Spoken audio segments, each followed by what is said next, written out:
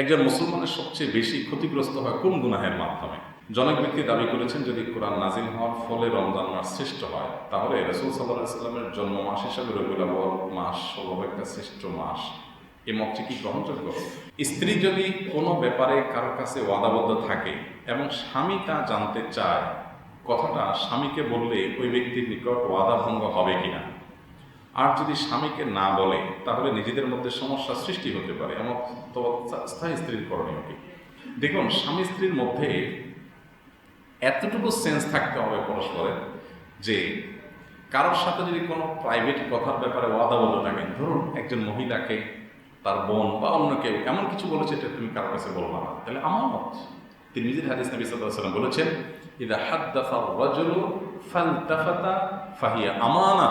কেউ তোমার কাছে কিছু কথা বললো, বলে অন্যদিক ফিরলো, এটা তোমার কাছে আমানত হয়ে গেছে, চাইলে এটা আরেকজনকে তুমি শোনাতে পারবে না। আজকাল কি হয়, আমার কাছে মেসেঞ্জারে একজন একটা ভয়েস মেসেজ পাঠাইছে, হোয়াটসঅ্যাপে, ফেসবুক মেসেঞ্জারে। আমি কি করলাম, এমন কথা পাঠাইছে যে কথাটা সে আসলে আমাকে একান্তে বলছে, আরেকজনকে হয়তো বলবে না। আমি ওইটা এমন একজনের কাছে পাঠাই দিলাম যার কাছে এই সংবাদটা গেলে লোকটা মনে কষ্ট পাবে, তাকে আমি আমানতের খেয়ানত করলাম। আজকাল এগুলো হয় কি হয় না বলেন? আমি ইনবক্সে আপনার সাথে একটা আলাপ করলাম, যে আলাপটা একান্ত আপনার সাথে করবো, পাবলিকলি জানাবো না। আপনি কি করলেন, স্ক্রিনশট নিয়ে ওটা পাবলিকলি জানাই দিলেন, তাহলে আমানতের খেয়ানত করলাম। এগুলো কোনো কোনো ক্ষেত্রে জায়েজ আছে, কিন্তু ব্যক্তিগত বিষয়গুলোকে মানুষকে দুর্বল করার জন্য, দুর্বল পয়েন্ট পেয়ে তাকে অপমান করার জন্য এভাবে ছড়িয়ে দেওয়া জায়েজ নাই। আজকাল এগুলো যে অপরাধ, সেটা বোধটুকু পর্যন্ত আমাদের নাই। তো এই জন্য স্ত্রীকে কেউ কিছু বলে যদি বলেন যে তোমার কাছে আমানত, তুমি বলবা না, স্বামী আর সেটা নিয়ে পিড়াপিড়ি করা উচিত না, যে এটা বলো, না হলে আমি মনে কষ্ট পাবো। যদি করে, এটা স্বামীর মূর্খতার প্রমাণ। কোনো কিছু নিয়ে ইমানদার খুব বেশি সিরিয়াস হয়ে এত পাগল করা হয়ে যাবে না। এই জন্য স্বামীর উচিত ছাড় দেওয়া। যদি মনে হয় যে না, স্বামী স্ত্রীর মধ্যেকার সম্পর্ক নষ্ট হওয়ার উপক্রম, তাহলে যা ওয়াদা তাকে বলে অনুমতি নেওয়া দরকার, যে আমার স্বামী এরকম প্রিয়াবলি করছে, আমি নিরুপায়, আমাকে একটু বলতে দাও।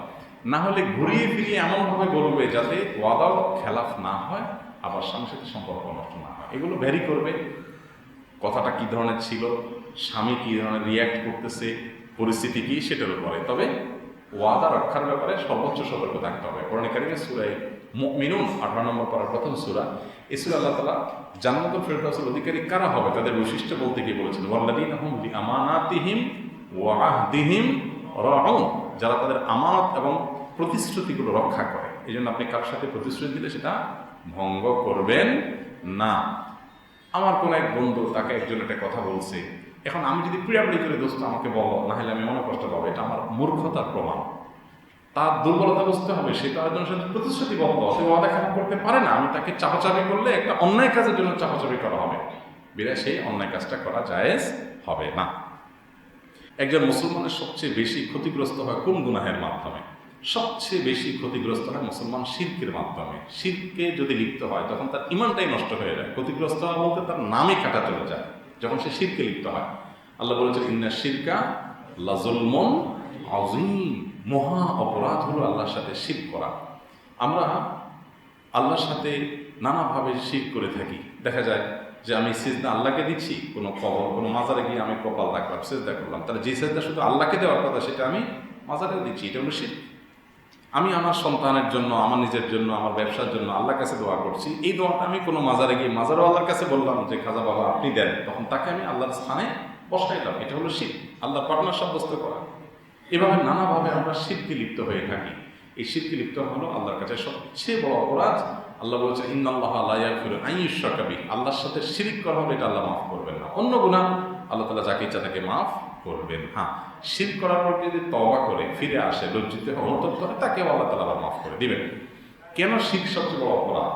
দেখুন, আমি প্রায় সময় একটা এক্সাম্পল দিই।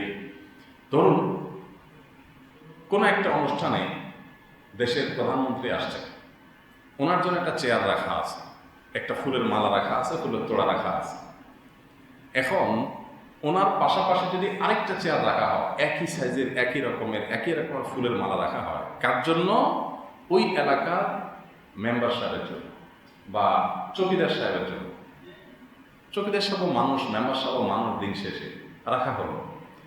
প্রধানমন্ত্রী যদি ওখানে আসেন এবং এটা যদি দেখেন যে ওনাকে যে যে মালা দিয়ে যে যে তোড়া দিয়ে যে যে চেয়ার দিয়ে সম্বর্ধনা সম্মান দেওয়া হলো, ওই এলাকার চকিদের সাথেও সেম সেম জিনিস দেওয়া হয়েছে, বলেন প্রধানমন্ত্রীর কাছে জিনিসটা কেমন লাগবে?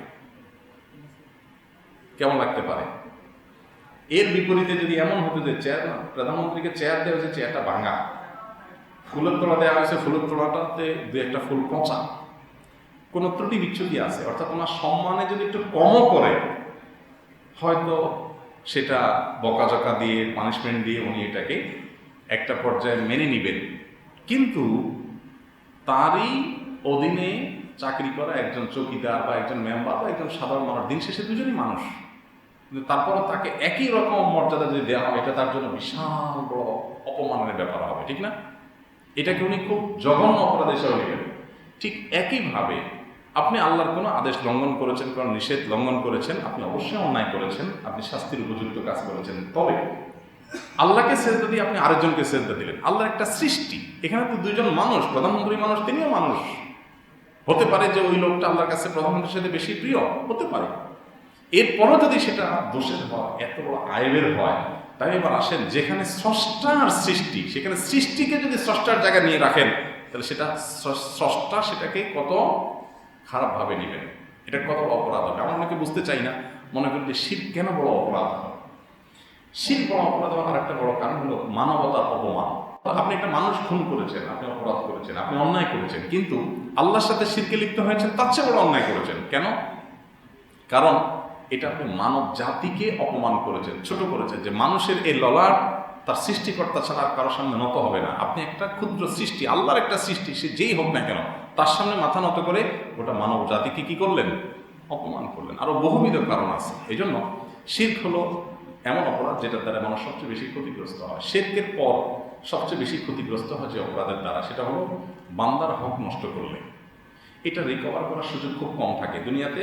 যদি নগদে করতে পারে ভালো, মৃত্যুর পর এটা রিকভারের সম্ভাবনা খুবই কম থাকে। এই জন্য মানুষের হকের ব্যাপারে মানুষের খুব বেশি সাবধান থাকতে হয়। অবশ্য এরপরে ইমানের পর নামাজের গুরুত্ব আসে, অন্যান্য। অতএব নামাজ নষ্ট করলে এরকম অপরাধী হয়, কিন্তু নামাজ নষ্ট করলে আল্লাহর কাছে মাপ পাওয়ার সুযোগ আছে। বান্দার হকেরটা সুযোগ একেবারে ক্ষীণ। জনক ব্যক্তি দাবি করেছেন, যদি কোরআন নাজিল হওয়ার ফলে রমজান মাস শ্রেষ্ঠ হয়, তাহলে রাসূল সাল্লাল্লাহু আলাইহি সাল্লামের জন্ম মাস হিসাবে রবিউল আউয়াল মাস হলো একটা শ্রেষ্ঠ মাস। এই মতটি কি গ্রহণযোগ্য? ভাই, কোরআন শ্রেষ্ঠ মাস হওয়ার কথাটা স্বয়ং কোরআন হাদিসে আছে। রবিউল আউয়াল মাস শ্রেষ্ঠ হওয়ার বিষয়টা তো আমার যুক্তি দিয়ে আমি বললে হবে না, কোরআন হাদিসে থাকতে হবে। রমাদান সম্পর্কে, রমজান সাইয়্যিদুশ শুহুর, শাহরু রমাদান আল্লাযী উনজিলা ফীহিল কুরআন, কোরআনের আয়াত, নবী সাল্লাল্লাহু আলাইহি সাল্লামের বহু হাদিস রয়েছে। রবিউল আউয়ালের মর্যাদা নিয়ে আলাদা অন্য মাস থেকে যেটা বিশেষ মর্যাদা রাখে, এই কথা নিয়ে আলাদা কোনো হাদিস বা আয়াত নেই। তো আমি মন গড়ে তো নিজে থেকে মর্যাদা নিরূপণ করতে পারি না। মর্যাদা নিরূপণ করবেন কে? স্বয়ং আল্লাহ তাআলা, রাসূল সাল্লাল্লাহু আলাইহি সাল্লাম। আমি নিজে নিজে মর্যাদা নিরূপণ করা কেউ না। নবী করিম সাল্লাল্লাহু আলাইহি সাল্লামের জন্ম গোটা বিশ্বের মানুষের আনন্দের কারণ, কিন্তু তাই বলে সেটাকে আমার খেয়াল খুশি মতো যদি আমি উদযাপন করি, তাহলে সেটার নামই হবে বিদআত। ইসলামের মধ্যে মন গড়া কোনো কিছু ইসলামে গ্রহণযোগ্য না। সবকিছু হবে অথেন্টিক কোরআন হাদিসের সোর্স ভিত্তিক।